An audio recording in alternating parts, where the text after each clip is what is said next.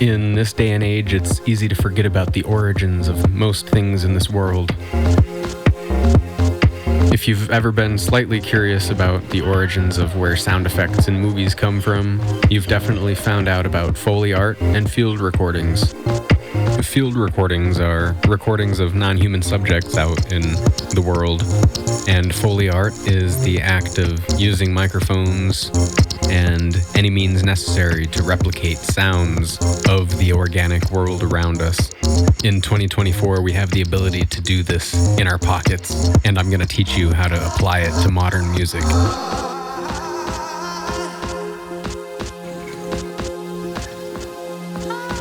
I'm not doing a new thing here by showing you how to chop up random audio and repurpose it into instruments, but this is going to be a video showing my approach using a recording that I took from my phone of random objects that I found in the vicinity.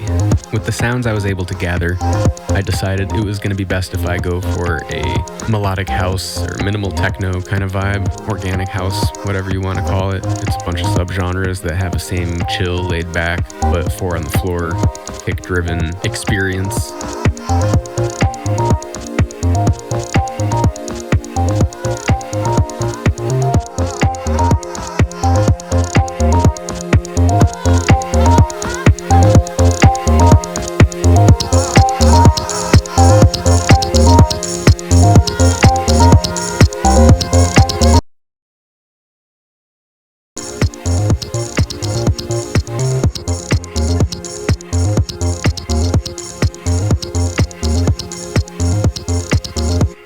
Hey, welcome to my Ableton session here. This is what the project file is looking like.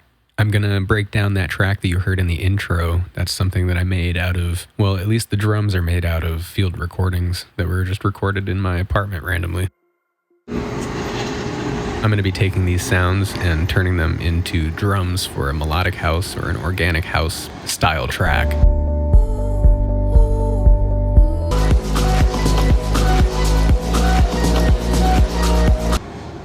Yeah, I just kind of walked around for however long this recording is with the voice memos opened up.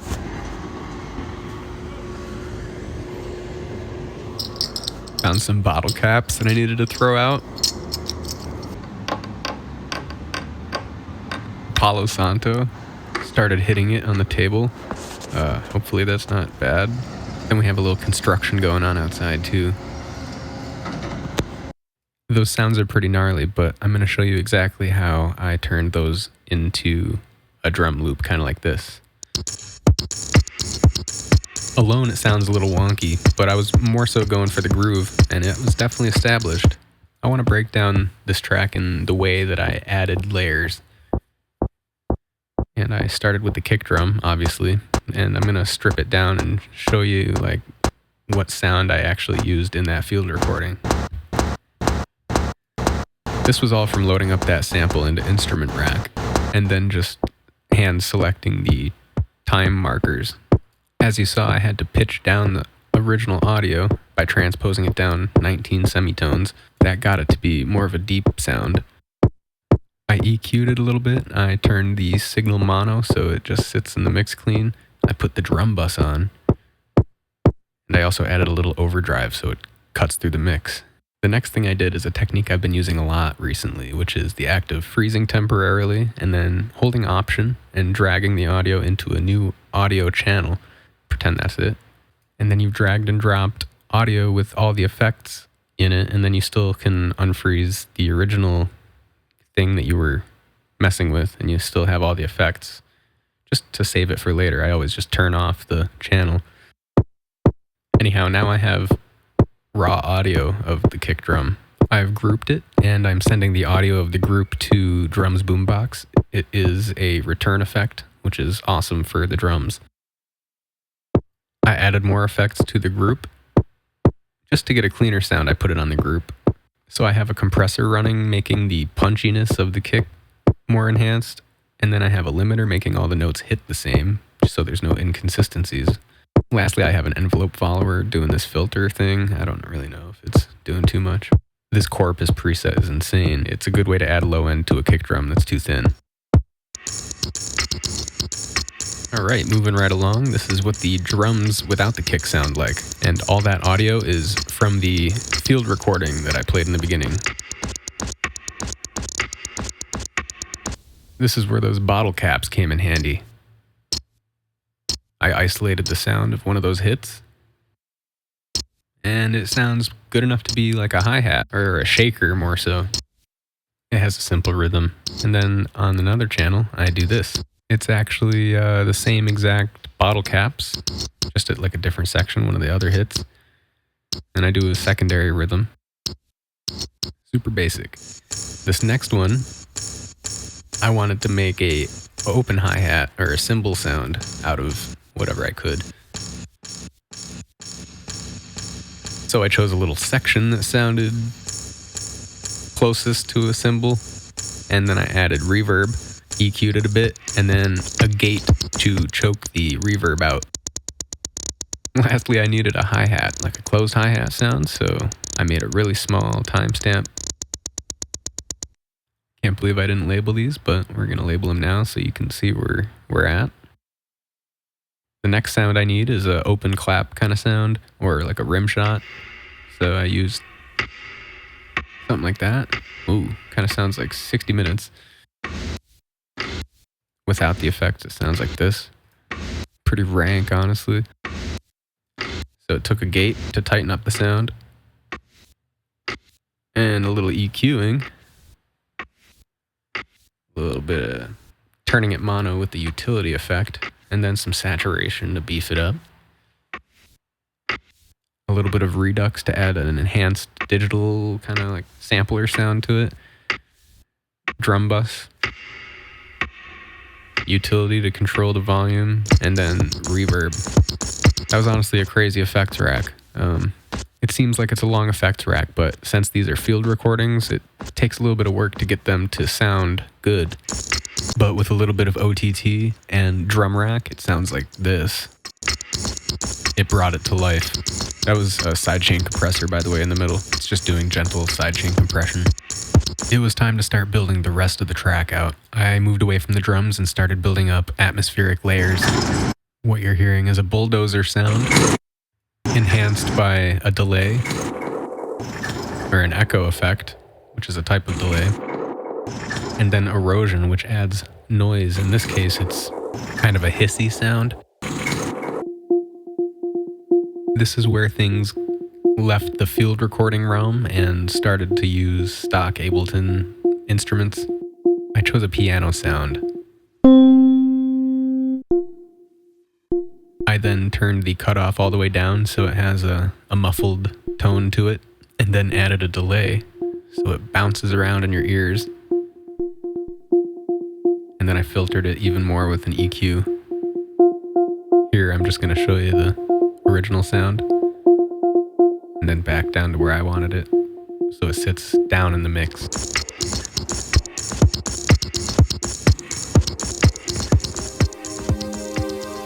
This was my favorite part of the whole track. These chords seemingly wrote themselves as soon as I pulled up the sound. It's a preset of some synth strings in Ableton here called Cruiser Strings. This erosion effect added a lot of enhanced high end to the strings as well. You hear that difference when I turn it off.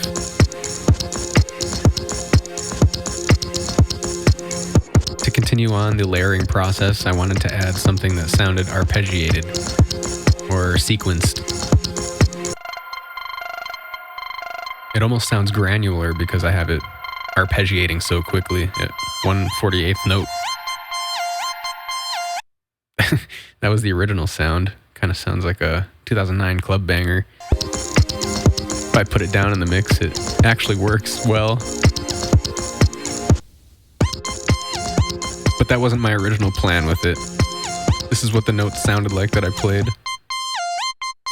I added a little bit of reverb and then I turned the arpeggiator on, and it immediately sounded like it was being sequenced.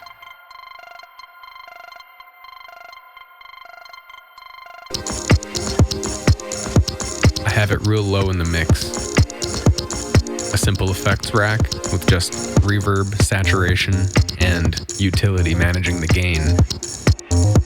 I always love making the bass sounds for my electronic tracks. In this case, I decided to try something new, so I layered 2 bass sounds together using the same MIDI I copied and pasted over, so nothing's different between the 2 tracks. I'm using a little MIDI groove that I found that I liked. Not all of them sound good for what you play, but if you find one that you like, then technically there's nothing wrong with that.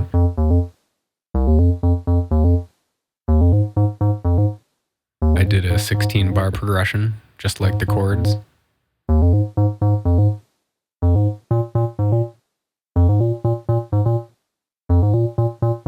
Heavy disco inspiration there. So that was that one bass, but here's both of them layered together. I did a little bit of effects processing on the group with a saturator effect, a little bit of EQ rolling off some high end, that Redux plugin that we know and love. Continued that vibe with RC20, a little sidechain compression, erosion effect, utility, turning the bass frequencies mono. That's an important thing to get a cleaner bass sound. And then an EQ, just to roll off some more low end that I didn't need.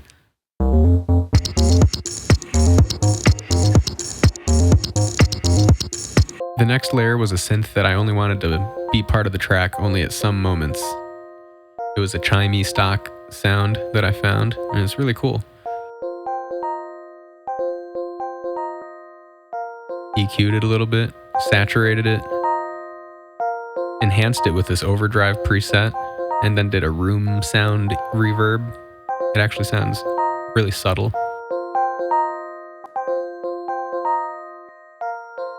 EQ'd out that low end a little more. Heavy Redux effect. And then this little guitar rack thing that I was experimenting with. It's supposed to sound like it's in a speaker. And then I turned it mono as well.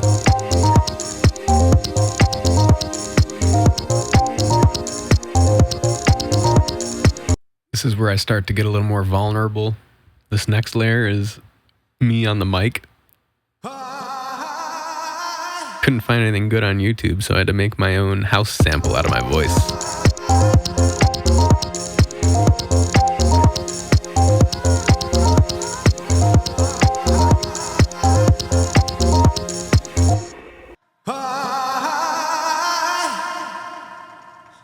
Since I'm soloing my voice like this anyhow, I might as well show you what it was like without the effects on it.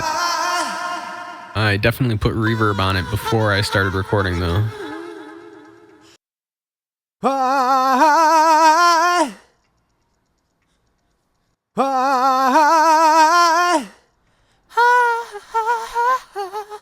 Had to channel Prince.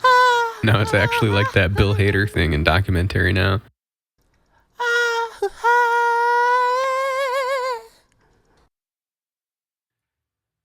The effects processing was simple. On both of those channels, individually, there were the same effects. A little bit of compression and EQ compression sandwich. And then some channel EQ, reverb, and echo effect. On the group, I have a compressor, a vocal control preset, which comes from the multi-band dynamics effect in Ableton, and a guitar amp, giving a harshness to the vocal that I can set the vocal down in volume and it'll still cut through the mix. And then a little sidechain compression you saw also. After adding those vocals, I was in the arrangement process, actively trying to figure out what the formation of this track was even going to look like or be. The other screen that I was just working in is so great because you can record your loop ideas out and it'll go over to this arrangement screen, and then from there you can fine-tune it. Speaking of fine-tuning, I did a transitional moment out of my vocals. All you have to do a reverse effect is put reverb on the channel of whatever you're trying to reverse, and then sample it into a new audio channel. That's what it would sound like. And then I reversed the audio. And that's my transition effect.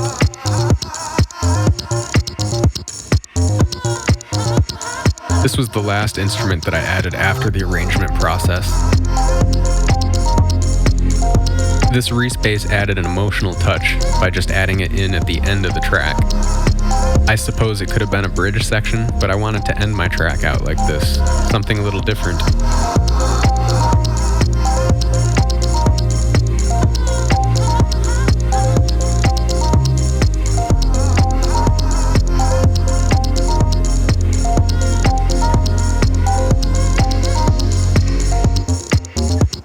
If you heard it, there was a little pitch bend on that last final note.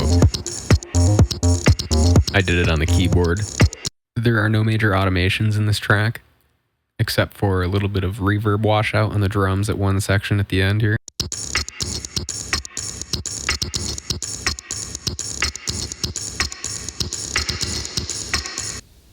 Maybe I could add more automations and filters and stuff, but I feel like that could be up to the DJ too, and overall I just wanted this to be an organic, kind of minimal, melodic house track. My mastering effects are a Pultec EQ, a utility effect turning the bass frequencies mono, and then a series of 2 flatline limiters.